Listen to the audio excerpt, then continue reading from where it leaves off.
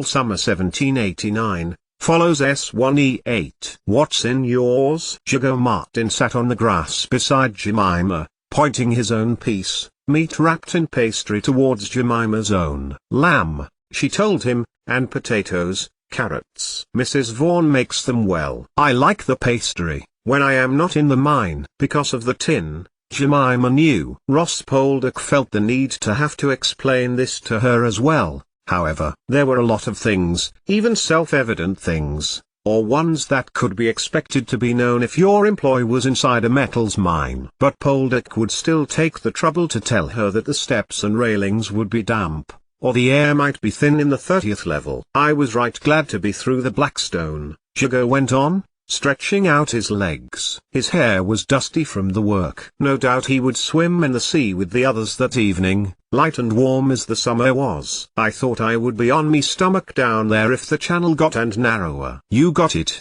and put the charge in. Just got to get round to the other side and have it lit. Ted Carkeek, on the other side of Jemima, leaned past her and addressed Hugo. He too was covered in a fine black dust, so Jemima guessed she must, too. Both youths had been beside her when she had had permission from Poldark to continue south, towards Grace, and they had been on it for nearly 2 weeks. Hugo was laid back, economical of word, like his father. By contrast, Ted was highly focused on his task, and would talk about what they were doing, or hum, or whistle. They both were happy to take instruction from Jemima with no complaint. A good team. Today, a small charge was going in, to see if they could get past the Blackstone again and see if copper was behind it like the last time. Hugo took it, hence the crawling. Jemima had a small bag of rocks to analyze, some of it containing small green-blue regions. A breath of copper. They were up for lunch now,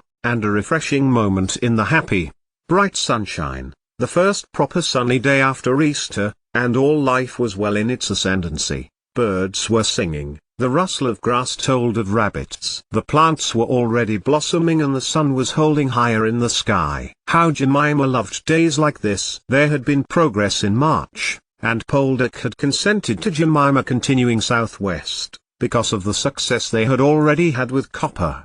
And life was pleasant. Her father was getting more and more patients, and was enjoying tending them, as he tended the plants in the garden of his house. Jemima was still occupying the back washroom, and her experiments were yielding a dull grey metal, the like of which she had never seen. Humphrey had been at school, and Jemima had decided that when it was Whitsun, she would show him what she had discovered and hear his views. And here, her team were working well, were listening when she tried again and again with samples, collecting evidence as to whether copper would be found where she believed it would be.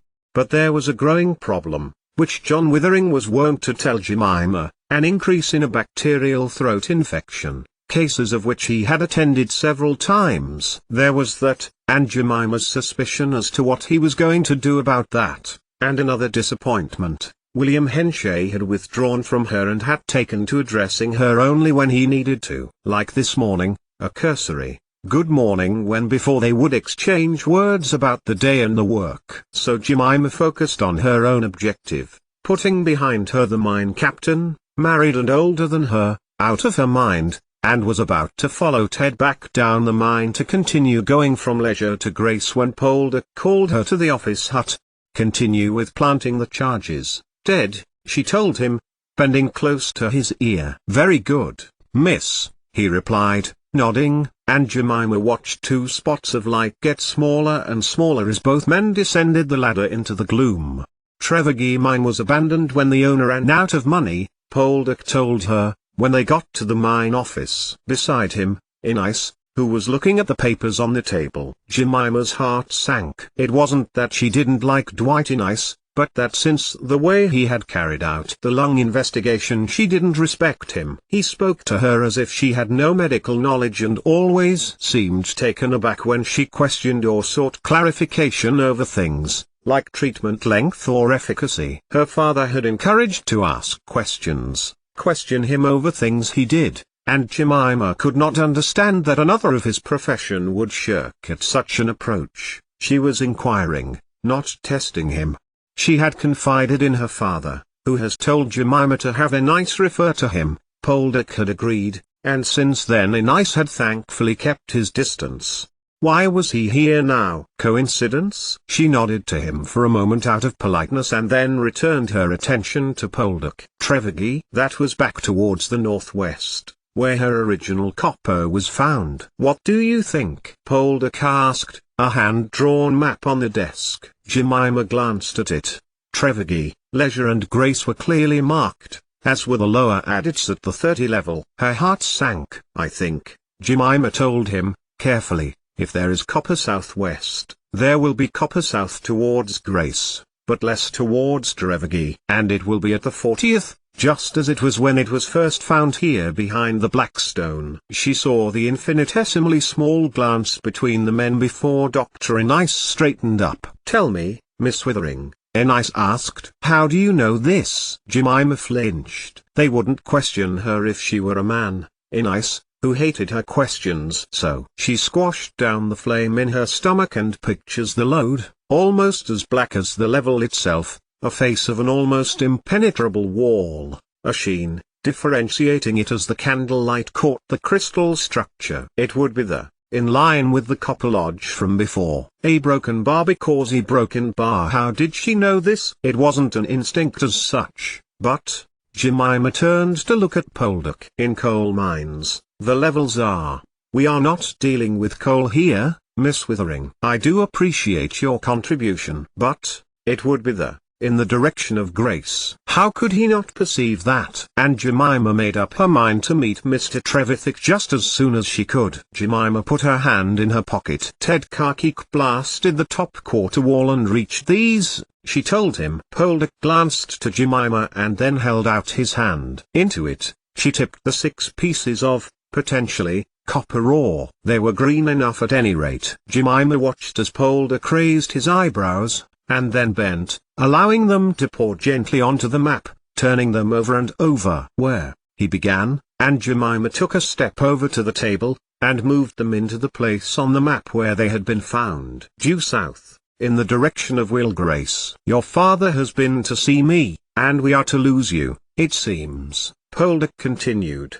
glancing away from the rocks. Lose me? Until you return from Shropshire? Jemima's mind raced. Oh, yes, all right, her mind told her. Dr. Withering must have spoken to him about the plans he was devising, to stay with the Wedgwoods until the threat of the diphtheria had passed. It was true the mine was an enclosed environment, and the disease was a horrible one. Indeed, Jemima replied. So that was that, then. But at least she could secure work with Mr. Wilde if he still wanted it, at one of the Ting Tong mines. Wheel Boys sounded the most promising, Jemima had thought, after her first meeting with William Wilde, for he had explained that a good deal of both copper and tin had already been discovered, and that particular mine was heading northeast, and deep, under the sea, a challenge that appealed to her. And when you return, Poldark told him, you may carry on with the Grace idea. And I hope to have funded it with the untapped Trevegi load that we know was left behind. Yes, sir. Jemima smiled. It was something. And she made sure when she left that night she said goodbye to everyone, including Henshay, who nodded and wished her well before striding away from the mine.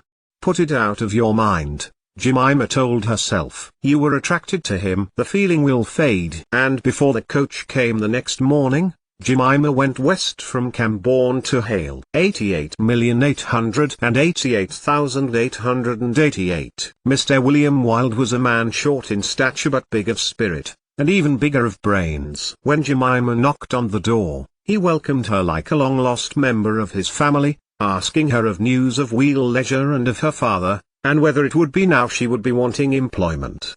Course I have got a lot of potential in boys, he told her, clapping Jemima on the back. Do you know, it is so very deep. But, of course, we have the Trevithicks, and the water just flies away. Jemima knew what he meant. Of course, Mr. Richard Trevithick Sr., was the mine captain at the mines, and his son, also called Richard, had built a pumping engine of his own design, having taken apart an existing one and adapted it for Providence East, poorly named as it extended north. She looked over the levers and pistons as it worked, both Wild and Trevithick Sr. talking over it. I was at Darby's, at Coal Brookdale, Jemima told them. I learned to take one apart and put it back together. We, that is, Murdoch and I. He showed me how to mend a broken one towards Madley, and I completed the job. You? Trevithick Sr. asked, laughter in his voice. You be but a little maid. Do I look like a maid? Jemima asked him, standing as she was in her trousers and shirt, hair plaited and pinned up. Do you have one that I could show you? By all means, replied Wild, heartily, and he took them both to where a younger man, who looked exactly like Trevithick. They had crossed between one building to one in which another machine was set, this time under the level of the ground, its beam rods connecting one end to another sticking out of the ground like the knees of a grasshopper. This gel wants to show us how the engine works. William Wild enthused, and turned to look at Jemima. Of course, this is our deepest, Dolkoth, Wild went on. The young man turned to look at Jemima, and nodded. Jemima nodded back. He was tall, taller even than her father, with dark hair like her own, and sun-brown skin. His features were heavy, but they suited his frame, a big man for the big engine he had built. And young. He could only be a few years older than Jemima. Ah, of course, you are the young lady who is the mine engineer over at Wheel Leisure. His voice was light, which was unexpected, and he had the voice of someone who had grown up in that part of Cornwall, as if his jaw had seized up after a storm. One of them, Jemima replied, smiling.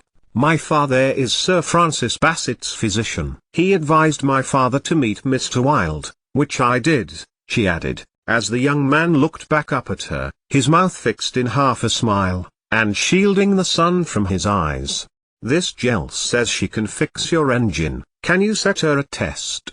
Dick Trevithick did not move for a moment, but then he trod up a few of the steps of the ladder that would take him up to ground level. She won't be able to make it work, neither Bull or myself can make it work, he added. But she can put together the crank. Jemima looked. At one end was a cog that attached a piece of metal that was attached to a beam overhead. When one end moved, it moved the other, and the arm went up and down, operating the pump. Of course, it wasn't quite right, but she could rebuild the crank arm. It was almost exactly the same as a Watt engine, which was, of course, almost exactly the same as a Newcomen. You're trying to rebuild it upside down? Jemima asked, going down the ladder next to Trevithick. He held out a hand as she went past. Had Jemima took it, letting go when she got to the bottom. Dick Trevithick watched her intently. You haven't got the end of the crank on right, Jemima told Trevithick Jr.,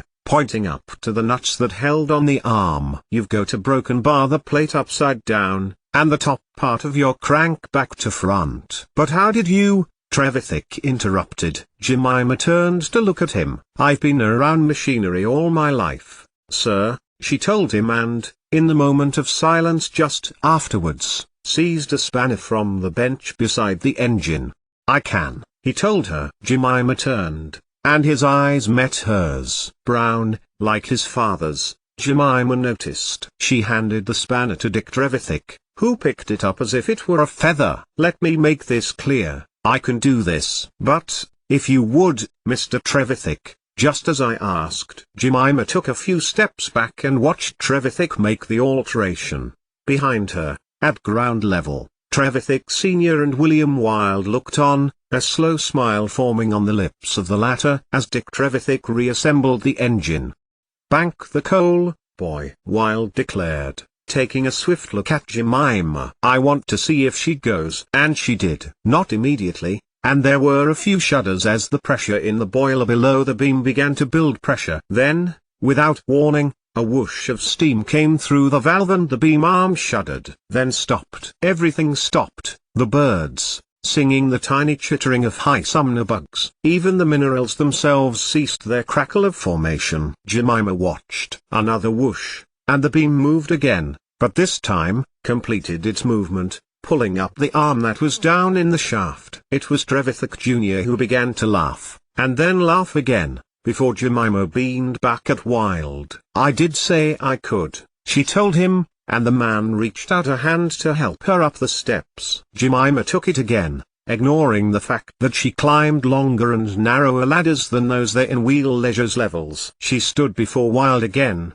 who gave Hiraeth Sr. a glance. "When can you start, Miss Withering?" "We would have you today." Wild glanced to his mine captain and put a hand on his arm. "Nay, the lass is going home. Her father sends her," against the putrid throat. "There'll be much less of it there." "Very wise," Hiraeth Sr. told them. "But you should come to us immediately when you return home. We will pay you more than you are getting at leisure. Come, let me show you the Watt engine again. Your father tells us you know James Watt." They walked across to the engine housing, Dick Hiraeth walking next to them. "Oh yes," Jemima told them. "My father and a lot of engineers and manufacturers met most months to discuss matters. Mr. Watt allowed me to go to the Madley engine with Murdoch and his son when I was 8. He said to me, 'Lass, look at it properly.'" "Indeed?" Wild asked her, smiling. "Then you should met Bull. He worked in Warwick. Is that near to Shropshire?" "As Devon is to Cornwall," Jemima replied. She glanced across to Dick Hiraeth and then up at the engine. Apart from its dimension, which was slightly smaller than the one at Coal Brookdale, it was identical. So whatever Hiraeth Jr. and Mr. Bull were doing, it shouldn't take much to work out how to make it pump with a new configuration. It was just levers and pistons. "Well, let's hope there is less enmity between us and the Devoners," Wild told her. "Does a river divide those two counties?" "A coal seams does." Jemima glanced towards the Dolcoath engine, when Dick Hiraeth, who had been silent, suddenly turned his head. "Here's Bull now, father," he told Richard Hiraeth Sr. "Ah, Bull," William Wild continued, glancing at the man, much lither and not quite as tall as Dick Hiraeth, but with similar tanned skin and black hair. "Ah, Mr. Bull, I am glad you are here. Meet Miss Withering. She is considering a job with us." "Indeed?" The man narrowed his eyes and peered at her, and similarly, Jemima analyzed Edward Bull's face. "Do I know you, sir?" Jemima asked. "Were you there at Mr. Abraham Darby's opening of the new pit near Shrewsbury?" Bull didn't answer immediately, even though 4 pairs of eyes were on him. But then eventually he smiled. "I was indeed, ma'am, but that must have been a broken bar at least, 7 a broken bar 8 years ago." "Then you must know my father, John Withering, and my uncle, William Withering, the man who did something clever with foxgloves," Bull qualified. "But yes, of course He broke off and narrowed his eyes again. "Surely a broken bar you're not a broken bar, little Jemmy." Little Jemmy bowed her head. "But you were 7 or 8 years old. Oh my word, you were precocious, telling Mr. Darby what you thought of his iron." "He did ask me, and I did say it was a good start but could be better." "I'd like to know how," she added. "I think his furnaces needs to be hotter." "And even driving off the damp, and turning the coal to coke, I don't think it's enough to make thicker steel, one that could be used for longer bridges, or some sort of steam carriage like Murdoch made." Edward Bull finished, delight in his voice. "You have mentioned a Murdoch before." Wild turned to Jemima. "Murdoch?" Bull echoed. "William Murdoch." Jemima nodded. "Well, bless me, the very same," Bull concluded. "Yes," Jemima nodded. "I know him well, or I knew him, at home." From Scotland, Bull went on, in his genial, happy manner. "Walked all the way to Birmingham for a job with Watt on recommendation of a mutual friend, Boswell. Dedication. What do you think?" He beamed at them all. "Of course, you know Murdoch, sir." When Richard Hiraeth looked blank, Dick Hiraeth put in, "So we do, father. He was our neighbor for a time when all the mines were installing Bolton and Watt engines." He glanced over to the Dolcoath engine and Jemima sensed a disappointment in him. "But us a broken bar don't work yet," Bull declared, mightily. "She will work soon, of that I am convinced, especially with you beside us," Dick Hiraeth finished. That is, you are welcome, Miss Withering, daughter of our people." Wild grinned again and clapped her on the shoulder. "Cornish people?" "That is, she was Cornish born, but Jemima really didn't think of herself as anything other than of the Midlands of England, as the daughter of John Withering. Engineers. Wilde laughed again and nodded to Trevithick. "Until you return, Miss Withering?" "Yes, sir," Jemima replied, then watched the mine owner and his mine captain leave, in the direction of Good Fortune, beyond Wheelboys, to the west.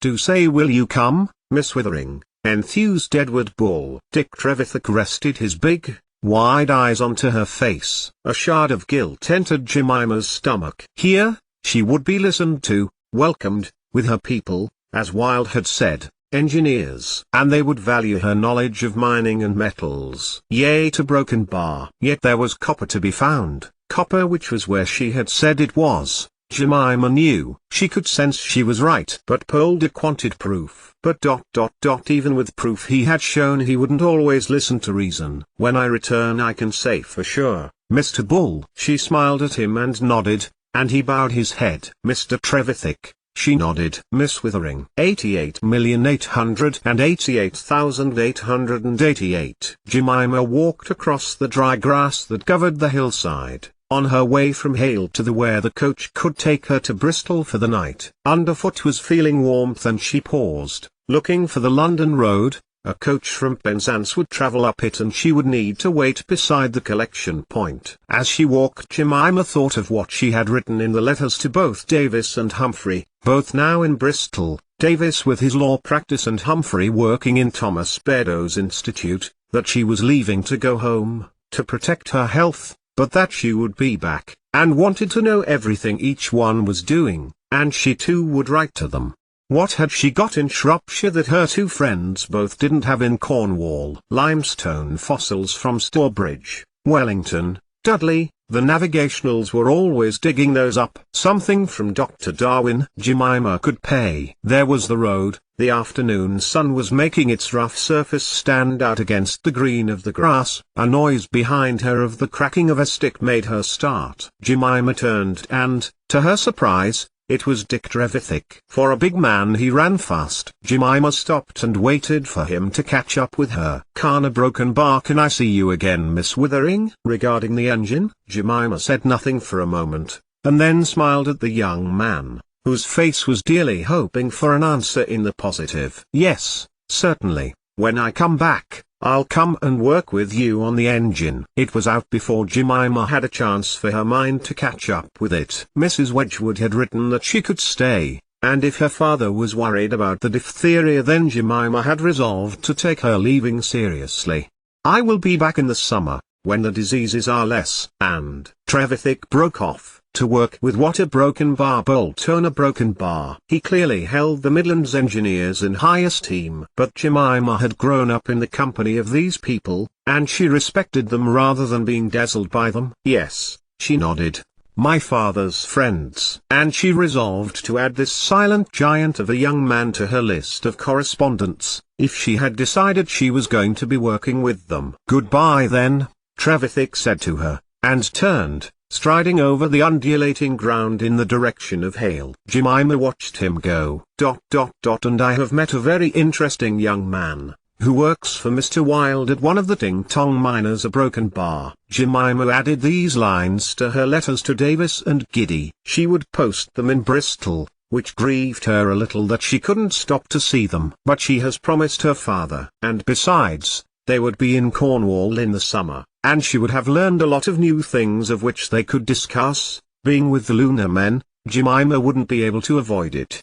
And to a different workplace. 88,888,888. "You'll come?" "It'll be outside. Your father wouldn't object to that?" Dear Thomas, Jemima thought, the Wedgwood's youngest son, who reminded her of Humphrey. They had been invited to a summer party down at Banbury with relatives of his mother, who knew the Earl Gower, owner of the Trentham estate, a huge stately home beside the river.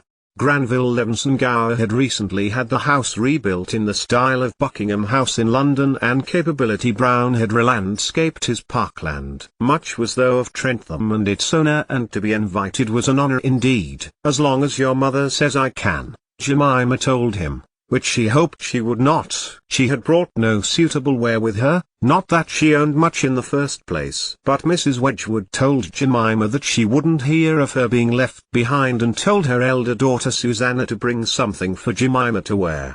Which is why Jemima Withering put on a pale blue silk gown which fitted no one else, had her hair curled, and was sitting in a carriage for the short ride from Burslem to Trentham with Mrs. Wedgwood, the two daughters, with Thomas opposite. Thomas was playing the fingers game with Jemima that they had devised on long nights as their parents talked in one another's dining rooms. It was a kind of commentary signal code that told if you liked the conversation, or you didn't, or you thought the speaker intelligent or foolish. Right now, as Mrs. Wedgwood spoke about what fashionable ladies would be wearing in London, Thomas had crossed his index finger over the other and curled it around, making Jemima want to laugh. It was the sign for boring, but he was giving the sign for interesting when Jemima fell into conversation with a man who was known to Mr. Wedgwood's, and said that he knew someone who knew about coal. "Why, thank you, Mr. Brindley. Do you have an address where I might write to this Mr. Smith, James, please?"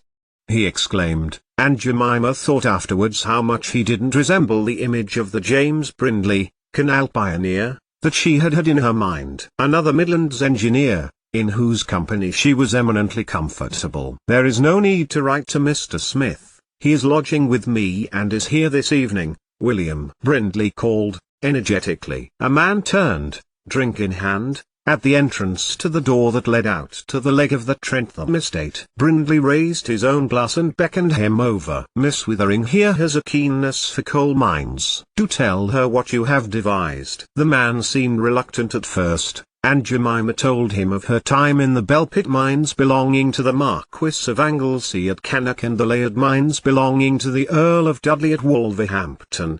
At this, the young man brightened and the conversation warmed. Soon, it became a bright and lively as William Smith told Jemima Withering of his theory of stratification. She told him of the samples of copper ore and told him her similar thoughts. "It's obvious to me that there are layers in these copper deposits, and the deposits of ironstone and this black stone. I can see it. I have been in many a mine." "In a mine?" "I have worked as mine surveyor for nearly 3 years." At this, Smith stopped and took a step back, looking at her up and down. "I was sent up country to avoid an outbreak of diphtheria. I am living at the Wedgwoods." "But yes," and she pulled out of her dress pocket the fossils from Dudley Mine, which she offered to the young man. He held them carefully in his hand, then pulled out a small glass lens, moving his hand so they tilted in the evening sunlight. Limestone. Yes, a broken bar and a type of bivalvia broken bar. "So Dr. Darwin believes," Jemima confirmed. The Darwins had visited the Wedgwoods a month before, and she had had a long discussion with the doctor about the ancient creatures within them. They were 50 fathoms down, rather deep. But an adit in the direction of King's Winford meant that we could get to the same rock from the ground. "I did wonder how these got here." "Animals have died," Smith said, vaguely. "Yes," agreed Jemima. "Butte broken bar. These are from coral sea beds. I have bought these," and Jemima showed him fossils she had been given by Erasmus Darwin, which came from South Sea Islands, traded as money is traded. "A similar animal?" Smith wondered. "What do you think, Thomas?" Jemima asked, noticing him standing a little further off. William Smith glanced up and nodded to Wedgwood Jr. "I think," Thomas Wedgwood began, looking at the rocks in Jemima's hand. He had seen them plenty of times before, as he and Jemima had marauded around Etruria on the wet April days that they had had. But now he affected to look at them as if he had never seen them before, because he didn't like that his friend was so engaged in conversation with this man. "I think a broken bar that some of these animals must have lived a long time ago. Broken bar and a broken bar, perhaps ones that are even older, would be buried deep down." Thomas looked up to William Smith, with a look of absolute innocence on his face. But if the man suspected anything, he didn't show it. Instead, he smiled at Thomas and said, "Then you might like to see my map."